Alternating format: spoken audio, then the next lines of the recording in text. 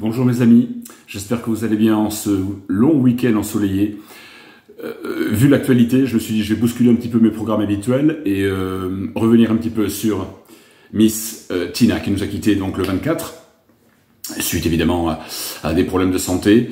Voilà, je me suis dit bon, évidemment très triste le soir où j'ai appris ça parce que c'est une partie de ma vie qui s'en va, une partie de nos vies qui s'en va en même temps qu'elle. Au moins, je me dis qu'elle ne souffre plus, et qu'elle est partie rejoindre Jimmy et compagnie et consorts. Donc, allez, je me suis dit à ma manière, je vais lui rendre hommage en vous montrant les disques que j'ai depuis mon enfance. Enfin, certains en tout cas qui étaient déjà là quand j'étais petit à la maison, chez ma mère, ma tante, voilà. On avait tout ça. Donc, restons positifs, bien sûr. C'était la plus grande dame du rock'n'roll, évidemment. Le petit documentaire que vous voyez derrière moi est passé sur Arte là, il y a 2-3 jours, donc je l'ai enregistré. Et je vais donc vous montrer un petit peu, voilà, tout ce que j'ai chez moi, rentré sur Ike, d'abord Ike évidemment, Ike et Tina Turner, et puis ensuite Tina Turner en solo, où la carrière sera plus brève évidemment. Alors, ça c'était une compilation que j'avais trouvée dans un vide-grenier, compilation italienne, que j'avais trouvée donc à 1 €, hein, on les trouvait, les Ike et Tina, on les trouve encore, peut-être pour certains, est-ce que ça va durer, je ne sais pas au niveau des prix, mais en tout cas une petite compile, voilà, que je vous avais présentée sur la chaîne avec de très très bons titres derrière. Ça reprend un petit peu la fin des années 60 et le début des années 70 sur celle-ci, donc c'est toujours bon à prendre. Voilà, j'avais trouvé ça à 1 €, c'est un très très bonne petite compile. Celle que j'avais quand j'étais gamin, voilà, ça c'est mes... Ah, celui-là il a évidemment un affect particulier pour moi, puisque c'était ma compile, voilà, de quand j'étais gamin. Un de mes tout premiers disques, j'avais mon oncle qui avait marqué son nom de famille au dos.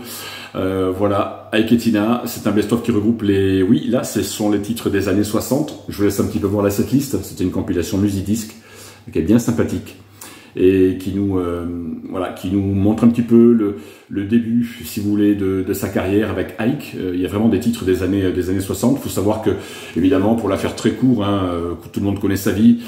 Elle est née à Natbush en 39, dans le Tennessee. Elle va grandir dans les champs de coton, hein, on peut le dire. Les souffrances qui vont avec, une maman qui s'en va très vite, elle monte sur Chicago rejoindre sa tante, je crois, à l'époque, et elle va rencontrer Ike dans un club un soir, qui la remarque, et évidemment, de par son talent vocal, oui, ça va devenir la plus grande chanteuse du XXe siècle pour moi, noire américaine, en tout cas en matière de soul, R&B, mettez toutes les étiquettes que vous voulez. Et cette compilation, donc Black Beauty, est issue donc de ces premières années où, oui, ça démarre en 61, les premiers succès aux États-Unis démarrent vraiment en 61, avec Cruising, Crying, des titres Tralalala, qui étaient des morceaux. Alors moi c'est pas forcément ma période la préférée, le début 60s, ça va être après moi que je vais vraiment accrocher à cette musique, mais je vous dirais que de toute façon il n'y a rien à jeter, hein, dans ce catalogue Ike et Tina. Donc voilà, ça c'est mon best-of de quand j'étais gamin, mes premiers disques qui étaient dans notre modeste discothèque. On avait peut-être à l'époque l'équivalent de une cinquantaine de disques, pas plus, hein, chez moi. Donc voilà quoi, ça c'était vraiment top. Alors je la reprotégerai tout à l'heure. Voilà les petites compiles qui vont bien. Ensuite, nous avons, ah oui, celui-là aussi, le Her Man Is Woman, qui sort en 69, qui est un disque, alors là, pour le coup, très teinté blues. Celui-là, si vous ne l'avez pas, je vous le conseille, les amis. C'est un disque original, hein, qui sort entre 68 et 70, il date de 69, voilà, avec des titres très très blues. Il y avait souvent des reprises, hein, d'Ike Turner, puisque je vous rappelle que Ike vient du blues à l'origine, un des fondateurs du rock'n'roll aux États-Unis, qui va écrire un de ses premiers titres au début des années 50, Rocket 88, et puis qui va donc révéler tous les plus grands artistes noirs américains en termes de bluesman pur. La liste est très très longue, et bien voilà, il va repérer Tina, la Miss, qui va le scotcher quand il va entendre sa voix ce soir-là, quand elle monte sur scène, quand elle prend son courage à deux mains et qu'elle décide de monter sur scène. Ouais, c'est le début d'une grande histoire. Voilà, un joli Capitole Biem en pressage français, je crois, je sais plus. Oui, c'est ça, pressage français. Un joli Capitole. Ouais, celui-là il est d'origine. Alors je pense qu'on peut encore les trouver, hein, les Ike & Tina, dépêchez-vous parce que voilà, comme vous savez que tous les artistes malheureusement qui décèdent, les disques ensuite cotent, les prix vont peut-être s'envoler, mais jusqu'à présent, voilà, tous ces disques vous pouvez les trouver, même encore dans les vides-greniers à 1 ou 2 euros, hein, mais c'est des bombes atomiques, attention, là on est sur quand même la lionne, quoi, elle arrivait à allier la puissance et la technique en même temps, et cette justesse vocale, voilà, c'est Tina, quoi. Je vais pas vous en faire 10 tartines, moi. Voilà, je voudrais vous montrer tous ces disques. Celui-ci aussi, je l'avais trouvé il y a pas très longtemps. Je l'ai présenté sur la chaîne. Là, les choses commencent à devenir vraiment sérieuses. En 69-70, là, on est vraiment sur la fin des 60s, début des années 70. Et ce Working Together marque vraiment le début d'une ère fracassante. Alors le succès va être énorme aux États-Unis, bien sûr, et puis les Allemands, les Français, oui, on va commencer à aimer véritablement ces artistes, parce qu'elle est encore avec son mari à l'époque, Ike, voilà, le bourreau tyran, ouais, qui n'était pas très cool et qui la ruait de coups tout le temps, mais voilà, c'était un mec qui bossait tout le temps, et qui était sous emprise, totalement accro à la cocaïne. Et voilà, ça donnait les dérives que l'on sait, mais avec cet album, messieurs, dames, qui est fantastique. Celui-ci, je vous l'ai mis en poste le soir du décès de Tina. Ça, c'est mon exemplaire américain de quand j'étais tout petit.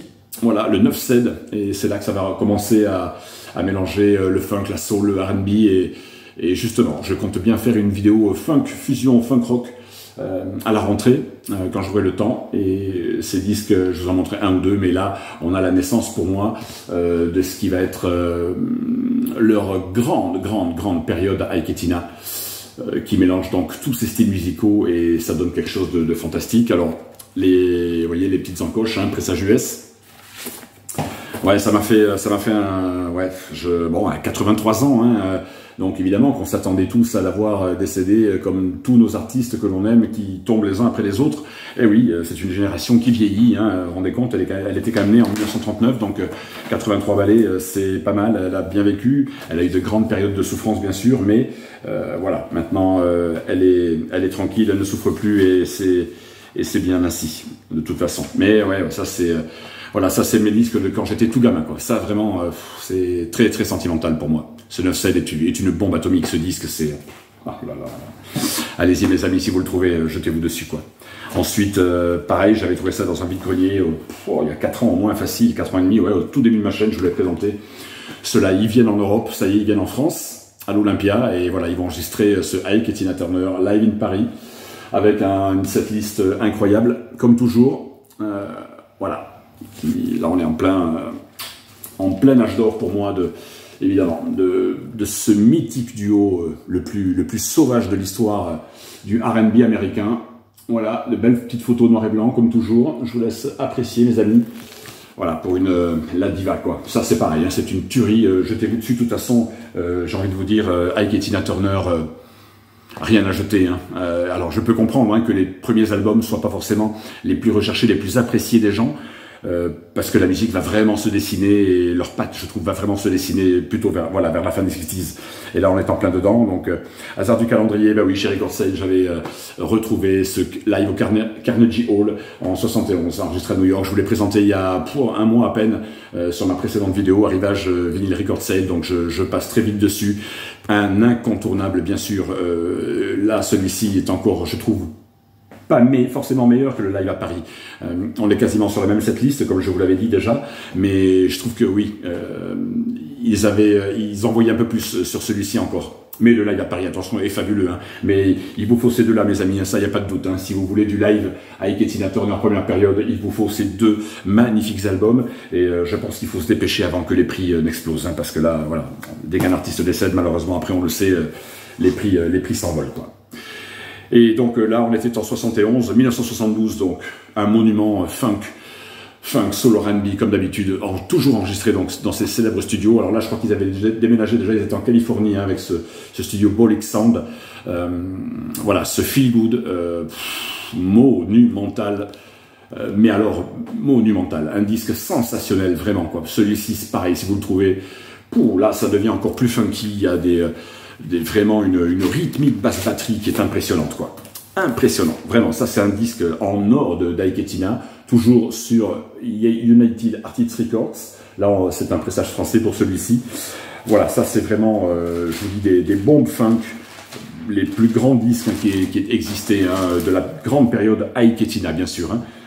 Là, ça c'est indispensable pour vous. Si vous ne les avez pas, recherchez ces disques, je vous les conseille fortement, mes amis. Ce Feel Good est une tuerie.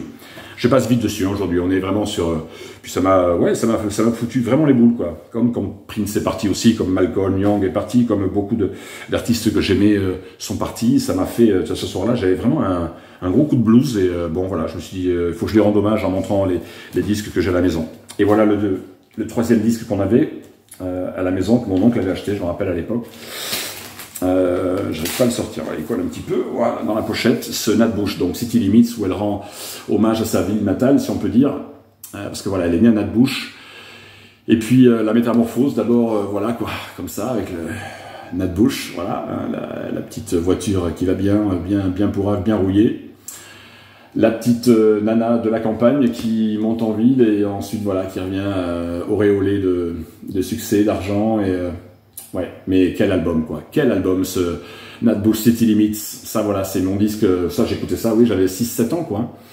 Et oui, c'était mes tout premiers disques d'enfant. Celui-là, c'est pareil, il a une valeur pour moi sentimentale de folie. Voilà, super disque. Je vous montre pas les macarons, c'est toujours les mêmes, pressages français. Il n'y avait pas de couleur encore là, enfin, très rarement. Avant 78, il y avait très peu de pressages en couleur, donc ce sont des disques noirs classiques.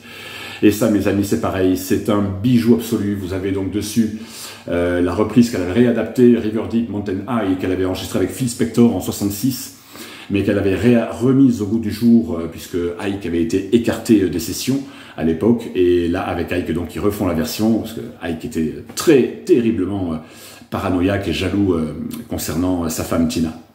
Donc voilà, ce sublime album Gold, là c'est du Gold album, attention, je vous présente des perles musicales. On n'a jamais fait mieux que ça.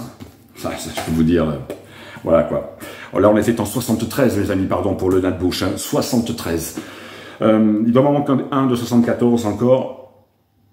Et ben, ce Acid Queen 75, voilà, le dernier avec Tina, je vous l'ai présenté aussi sur ma précédente vidéo, enfin, oui, voilà, avant que je fasse mon jeu concours pour les vignes à gagner. J'y reviendrai d'ailleurs en fin de vidéo, je vous ferai une petite parenthèse sur les adresses Mondial Relais. Tina Turner, Acid Queen, monument, magnifique album, superbe album. Je vous en ai parlé, je reviens pas dessus. Ah, courez, foncez dessus, avec la reprise All Out of Love de Led Zeppelin, c'est une tuerie, mes amis, une tuerie. Et puis, la traversée du désert, là, hein, là c'est, voilà, on arrête, elle arrête sa collaboration avec Ike, elle s'enfuit, elle va se réfugier dans le bouddhisme pour essayer d'exorciser toutes ces années d'enfer qu'elle a vécues avec Ike. Et il faudra attendre qu'elle rencontre Roger Davis, donc cet Australien manager qui va lui dire « Tina, avec le talent que tu as, il est temps de sortir de l'ombre et viens me voir ici. » Alors, d'abord, ben, ce maxi, voilà, qui la relance, cette reprise de Al Green, Let's Stay Together. Désolé pour la pochette, elle est complètement arrachée ici, j'ai trouvé ça en vide-grenier à 1 €, il y a quelques années déjà. Voilà, Let's Stay Together. Le titre qui va la propulser là pour le coup de façon internationale. Elle a déjà 44 ans, 44, ouais, 44 ballets là en 83. Ça y est, elle revient, elle nous fait son grand retour, notre Tina, notre lionne. Voilà quoi, sur Capitol, toujours ici. Et ça, c'est extrait, mes amis, de l'album évidemment Private Dancer, qu'elle sortira donc en 1984, oui, 84, pardon, je vous ai dit 83. Le voici, ce superbe album que vous avez sans doute tous à la maison, puisque ce sont, je vous dis, des disques qu'on trouve encore très facilement, enfin, je l'espère, enfin, de moins en moins, hélas, dans les vides-greniers maintenant, les brocantes, mais voilà, tout ça, on le trouvait encore en très bon état, à 2-3 €, hein, grand maximum. Regardez ces jambes magnifiques qu'elle avait. Ouais, elle était divine, quoi. Divine, encore, magnifique, là, 45 ans. Elle était sublime, quoi. Une perle. Et puis, encore une fois, quelle puissance, quoi. Quelle voix, mon Dieu. Oh, Private Dancer, 1984. Et puis, 1986, elle va nous sortir Break Every Rule. Ici, avec Two People, Typical Male, 1985 ou 86, ouais, 86 je crois, ouais, c'est ça. Enregistré en direct Metal Master à l'époque. Voilà, le super disque encore. Mais là, évidemment, on est dans... elle a évolué vers un rock un peu plus... alors, pas FM, un peu plus commercial, on va dire peut-être, mais encore une fois, c'est pas péjoratif quand on dit ça. Regardez, Prince, c'était très populaire, et c'était pourtant de l'excellente musique. Et oui, tout ce qui était populaire n'était pas forcément mauvais, loin de là, bien au contraire. Il y a à boire et à manger, comme toujours, mais cet album, avec Typical Male, Two People dessus, il y a que des titres de feu, quoi. Je vous dirais, il y a même pas une note de musique, une chanson à jeter dans sa carrière. Même là, sur cette carrière solo dans les années 80 où elle explose mondialement, quoi. Soyons très clairs. Superbe album, quoi. Évidemment qu'il vous faut. Et puis ce live que j'avais trouvé à 2 € en brocante. Voilà, le live de la tournée. Alors le concert est passé, le live à Rio, et là, elle est avec tous les guests, Bowie, Clapton, Robert Cray, Bryan Adams, tous vont venir jouer avec elle sur scène, voilà, sur cette tournée mondiale en 87-88. Bon, celui-là aussi, je vous l'avais présenté, il est magnifique, il vous le faut, c'est Tina live dans les années 80, je veux dire, elle est au pic de sa carrière, et, mais ça va être les grandes dernières années, puisque après, bon, ce sera beaucoup moins prolifique après dans les années 90, mais là on est 87-88, c'est la star, c'est une star mondiale, quoi. Ça devient une star mondiale, et puis ça se passe de commentaires, quoi. Tina live, il vous le faut les amis, celui-ci aussi, il vous le faut. Voilà mon dernier que j'ai à vous présenter, puisque 1989, elle rencontre Tony Joe White, un rocker bluesman, qui va lui écrire et lui composer donc quasiment tous les titres de ce Foreign Affair, album de 1989, son dernier bijou, son dernier chef-d'œuvre. De toute façon, après, voilà, on la verra encore sur la BO de James Bond en 92-93, je crois. Et puis, bon, quand même, les problèmes de santé vont quand même commencer à arriver dans sa carrière. Elle va continuer un petit peu à tourner, donner encore quelques concerts. Elle va revenir. Bon, bref. Sa carrière sera en demi-teinte, mais là, Foreign Affair 1989, mes amis, j'aime autant vous dire que, pareil, j'avais trouvé celui-là pas cher, et regardez-moi, cette beauté encore qu'elle était à cet âge-là, là, elle avait, ça y est, 60 ans, 60 balais, elle avait pile, elle est de 39, 89, ouais, 60 ans. Regardez-moi encore cette... bon, oui, elle s'était fait refaire un petit peu les nibards, ce qui est normal, elle avait eu 4 enfants, donc, mais voilà, vous inquiétez pas, tout le reste est naturel chez elle, elle était juste sublime. Et oui, le dernier énorme, immense disque, elle finit sur un... Enfin, oui, sur un chef-d'œuvre encore, quoi. Ce Foreign Affair est juste incroyablement plus rock, plus bluesy rock, on va dire, que peut-être les deux précédents, qui étaient un peu plus rock FM, un peu plus pop rock. C'est toujours très difficile à mettre cette putain d'étiquette. En tout cas, là, c'est un masterpiece pour moi, encore un petit bijou d'album, quoi. Cet album de 1989.